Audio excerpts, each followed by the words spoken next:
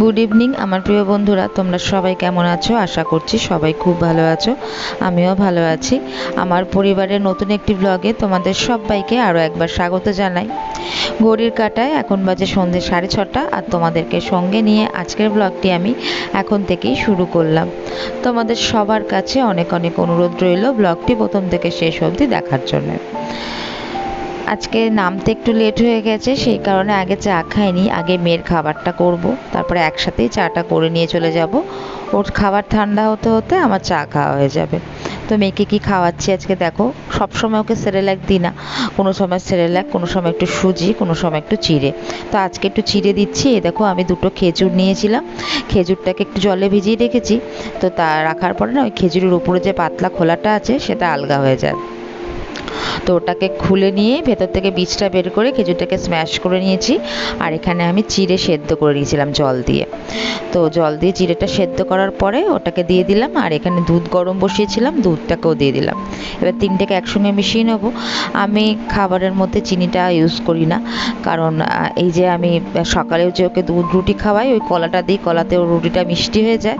আর এই যে এখন এখন খেজুরটা দিলাম, এই যে খেজুরে ওর চিড়েটা পুরো মিষ্টি হয়ে গেল। তো এইভাবে ওকে খাওয়াই, চিনিটা একদমই অ্যাভয়েড করি আমি। আর এই দেখো ওর খাবারটা রেডি করে নিয়েছি। আর এখন আমি খাবারটা নিয়ে যাব, তার আগে আমি আমার চাটাকে একটুখানি গরম করে নেব। মা তো সন্ধেবেলাতে চা করে, নিজের জন্য যখন করে আমার জন্যও করে নেয়। মা একটু আগে আগে খেয়ে নেয়, আর আমি যখন সন্ধেবেলায় নামি 6টা 6:30 তখন খাই। অন্যদিন 6টার সময় নামি, আজকে একটু লেট হয়ে গেছে। আসলে মেয়েটা দুপুরে ঘুমিয়েছে অনেক লেটে, আর ওই জন্য ঘুম থেকে উঠতে একটু লেট করেছে। আর ও লেট করেছে বলে আমার নামতেও লেট হলো। তো এই যে চাটা গরম করে নিচ্ছি। মামানের বাবাই তো অফিস গেছে, এখন ওর অফিসের রান্নাটা করব। আগে চা খাই, মেয়েকে খাওয়াই, তারপর এই চা খেতে খেতে মেয়ের খাবারটা ঠান্ডা করব, তারপরে ওকে খাওয়াবো। ওকে তো ঠিক 7টার সময় খাওয়াই, আর এখন ওই 6:45 মতন বাজে। তো এই যে চলো আগে যাই, চাটা আগে খেয়ে নিই, তারপরে কি রান্না করব এসে চিন্তা করছি। চা খাইয়ে মেয়েকে খাইয়ে নিলাম। আর এ দেখো চলে এসেছি রান্নাঘরে। দুপুরের রান্না আছে, মাছের ঝোল আছে, ডাল আছে, তবে এখন রাতের কিছু একটু ভাজতে হবে। তো এখানে পটল নিয়েছি, পটল কেটেছি পটল ভাজবো বলে। 4 পিস পটল নিয়েছিলাম, আমার মেয়ে কাটতে কাটতে 2খানা পটল নিয়ে পালিয়ে গেছে। তো এখানে আমি 2টো পটল কেটেছি, আর 2 পিস ও দিলে যখন দেবে বা ভুলে যাবে পটলটার ব্যাপারে, তখন নিয়ে আমি কেটে ওটাকেও নুন হলুদ মাখাবো। আর এদিকে মামানের বাবার অফিসে টিফিন করতে হবে কালকে, তো সেই কারণে আজকে না একটু যেহেতু মানে সব সময় আমি কি দেবো টিফিনটা নিয়ে আমি একটু বড় চিন্তায় পড়ে যাই। তো সব সময় একই খাবার নিতে ওর তো ভালো লাগে না, আর আমারও কেমন একটা লাগে একই প্রতিদিন ডিম ডিম ডিম। দেখো মাংস তো সব সময় হয় না, সপ্তাহে একদিন করে মাংস হয় আমাদের, রবিবার করে। তো রবিবার মাংস হলে সোমবার দিনটাও মাংসটা ফ্রিজে রেখে দিই, রবিবারে সোমবার দিনটাও মাংসটা নিয়ে যায়। আর এদিকে মাছ তো অফিসে নিয়ে যাওয়া যায় না, কারণ ও অফিসে যেহেতু রুটি খায়, আমরা রুটি দিয়ে মাছ খেতে ভালোবাসি না। মাছ মানে আমাদের ভাত, যেহেতু আমরা মানে ভেতো বাঙালি, সেজন্য মাছ মানে ভাত, মাছের সঙ্গে কোনো রুটির সিন নেই। তো ডিম আর মাংসটাই হয়। তো সপ্তাহে একদিন যেহেতু মাংসটা দিই সোমবারটা, সেই কারণে সারা সপ্তাহ জুড়ে তো ডিম দেওয়া যায় না, তাই একটু ঘুরিয়ে ফিরিয়ে দেওয়ার চেষ্টা করি। কি দেবো বুঝে উঠতে পারি না। কোনোদিন একটু ঘুগনি করে দিই, কোনোদিন একটু কালো ছোলা দিয়ে আলু দিয়ে তরকারি করে দিই, মানে দেশি ছোলা আমাদের যেটা। তো আজকে ভেবেছি ডিমটাকে একটু ফ্রাই করে নিলাম। আর এইখানে মানে ফ্রাই মানে কি একদম স্ক্রাম্বলড এগ করে নিয়েছি, একদম ঝুড়ো ঝুড়ো করে নিয়েছি ডিমের ঝুড়ো। তো আর এখানে একটু আলু, ক্যাপসিকাম, পেঁয়াজ আর একটুখানি আদা রসুনের পেস্ট দিলাম, একটু কাশ্মীরি লঙ্কার গুঁড়ো দিলাম, আর একটু সস দিয়েছি, আর অর্ধেকটা মতন টমেটো দিয়ে একটু গ্রেভি মতন করে তাতে ওই ডিমের ঝুড়োটা দিয়ে দেবো।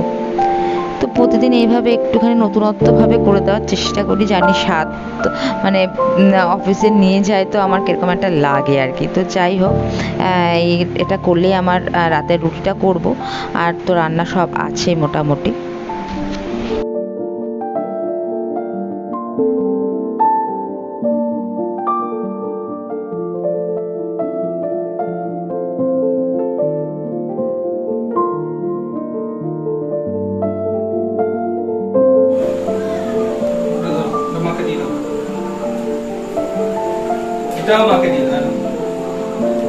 ওটা দিও না, ওটা আমার প্রিয় জিনিসটা।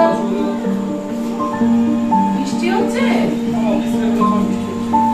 দাও আমাকে, দাও ওটা, দাও এটা, দাও ওইটা। কেউ দেয় দিচ্ছে না, একটাও দিল। এদিকে মামানের বাবাইও চলে এসেছে, আর আমি এখন ভাজছি পটল।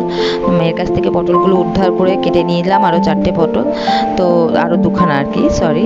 তো কেটে নিয়েছি, ওগুলোকে ভাজতে দিয়েছি। আর এদিকে রাতের রান্না মোটামুটি কমপ্লিট, আর একটু রুটি করব ব্যাস। তবে রান্না বান্নার শেষেও অনেক কাজ থাকে সারাটা দিন, মানে শুধু সকালে আর সন্ধ্যেবেলা উঠে এটাই ভাবি যে কি রান্না হবে, রান্না হবে।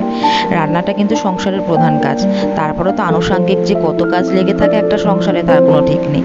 প্রচুর কাজ, প্রচুর কাজ, চারিদিক তাকালেই যেন শুধু কাজই বেরোয়।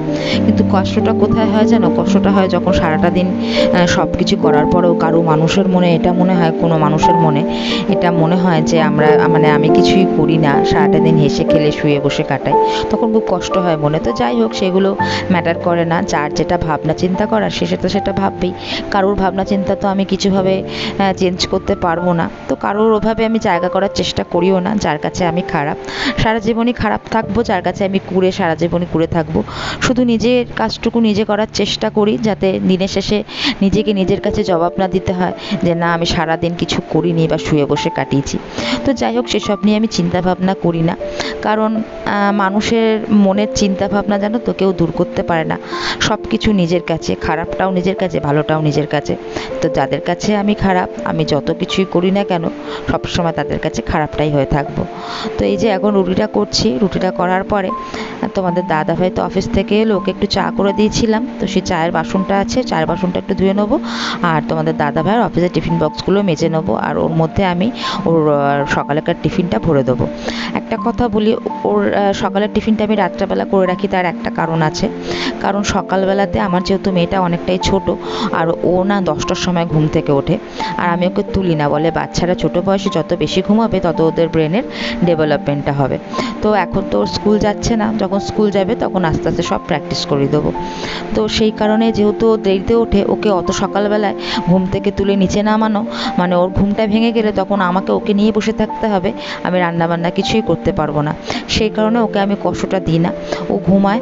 আর আমি যেহেতু ওকে রেখে দিই, একা নিচে নামতে পারি না, তাই রাত্রেবেলাতেই ওর টিফিনটা করে রেখে দিই, আর আটাটাও মেখে রেখে দিই। আমার শাশুড়ি মা সকালবেলায় উঠে ওই আটাটা শুধু একটু রুটি করে দেয়, ব্যাস।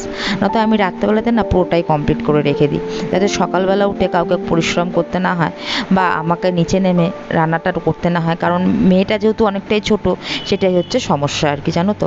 পরে যখন ওপরে রান্নাঘর হয়ে যাবে তখন আর এই ঝামেলাটা থাকবে না। তো যাই হোক, এই যে চলে এসেছি এখন মেয়ের খাবারটা নিয়ে। তো বন্ধুরা, আজকের মতন ব্লগটাকে এখানেই শেষ করছি। তোমাদের আজকের ব্লগটা কেমন লাগলো আমাকে জানিও। তোমাদের ভালো লাগাগুলো আমার কাছে অনেকটাই ভালো হয়ে উঠবে, কারণ আমি তাহলে ব্লগ করার এনার্জি পাবো। তোমরা যদি আমাকে সাপোর্ট না করো, আমার ব্লগ করতেও ভালো লাগবে না। তো বন্ধুরা, তোমরা সবাই আমার পাশে থেকো। তোমরা যদি পাশে থাকো, আমার এই জার্নিটা আমার জন্য মানে অনেকটাই ভালো, আমার কাছে অনেকটাই আরও মসৃণ হয়ে উঠবে। তো যাই হোক, আজকের মতন ব্লগটাকে এখানেই শেষ করলাম। তোমাদের যদি ভালো লেগে থাকে পাশে থেকো, দেখা হবে পরের ব্লগে। ততক্ষণের জন্য তোমরা সবাই সুস্থ থেকো। টাটা বন্ধুরা।